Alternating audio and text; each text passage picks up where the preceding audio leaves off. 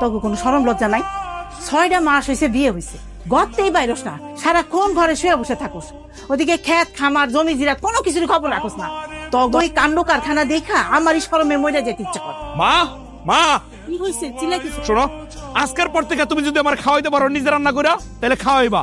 যদি না পারো তাহলে আমার কই দিবা, আমি তো হোটেলে খাবো। হয়েছে নাকি? বুঝতাম না কিছু। মা কি হয়েছে? ও বৌমা, তোমার কি রান্না বাড়ায় মন নাই? এবার আপনি খায় কোন? এই ভাত কি বেশি সিদ্ধ হয়েছে নাকি কম সিদ্ধ হয়েছে? আর তরকারিতে হলুদ নুন মরিচ এগুলো কি ঠিক হয়েছে নাকি কম হয়েছে বেশি হয়েছে? ঠিকই তো হয়েছে। তারপরেও আপনার ছেলে আমার সাথে কেন এমন করে মা? আমি তো কোনো কিছু করে তার মন পাই না, সে সবকিছু আমার দোষ খুঁজে বাইর করে, আমার আর ভাল লাগে না এখন তার। এই জন্যই কইছিলাম পোলাটা রে ঘরের মধ্যে দিন রাত আটকায় রাখো না। এত রাত করে বাড়ি ফিরলা যে? সেই কৈফিয়ত তোরে দিতে হইব মা। হ্যাঁ, আমারে তোমার কোনো কৈফিয়ত দিতে হবে না। তুমি হাত মুখ ধুয়ে আসো, আমি তোমার জন্য ভাত বাড়ি। এই এত আলগা পিরিতের দরকার নাই তো। আমি খাইয়েছি, আমি বাইরে থেকে খাইছি, ঘরে খামু না। আমি রান্না করি নাই, আম্মা রান্না করছে। ও এই কথা না? তুমি তাহলে জমিদারের নাতনি সাজ্জা পেকম তুলে বসেছিল না, আর আমার মারে দিয়ে বান্দিগিরি করাইছো। তুমি তো বলছো যে আমার রান্না তোমার পছন্দ না, আমি নাকি রান্না করতে পারি না, এই জন্য আম্মা রান্না করছে আজকে।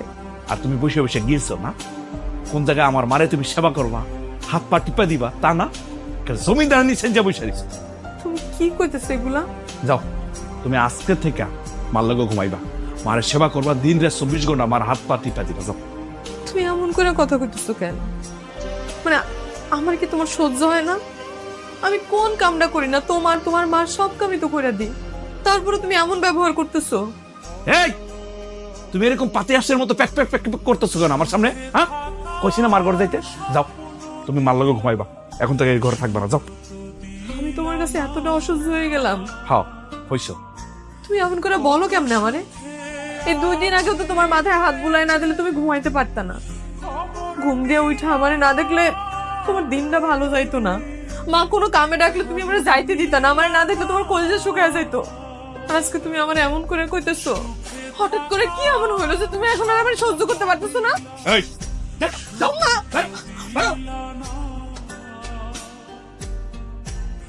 কি হয়েছে বৌমা, তুমি এখানে বসে বসে কাঁদতেছো কেন?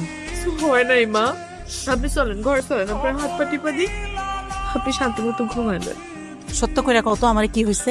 আপনি তো জানেন 3 বার পরে আমার জন্ম হয় আমার বাপ মার কোলে। আমি ওর বাপ মার বাড়িতে কত আদরের ছিলাম, ছোটবেলা থেকে আমি কত আদরে বড় হয়েছি। কোনোদিন আমার কেউ বকাঝকাও করে নাই, আমার গায়ে হাত তোলা তো দূরে থাকেও আমার একটু কঠিন করে